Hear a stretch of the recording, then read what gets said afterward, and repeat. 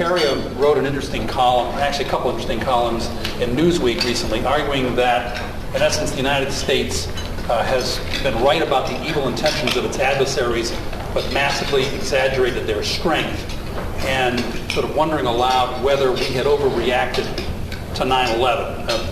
He cited a number of figures from Dana Priest's series, 1,271 government organizations and 1,931 private companies working on programs related to counterterrorism, 50,000 reports a year, 136 a day. You're probably on the distribution list for all 136. So obviously we had to do something serious. It was a major and tragic attack.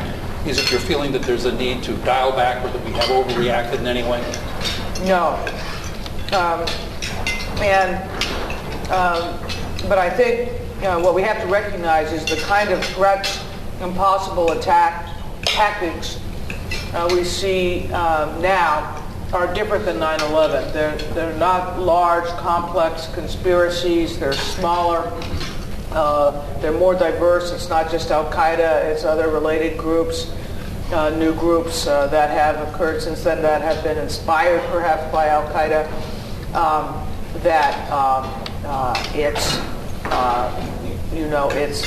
IEDs, it's small arms, it's hydrogen peroxide-based explosives designed to be put in backpacks and left around smaller targets in the United States. So the nature of the attacks and the means by which they would be accomplished have changed.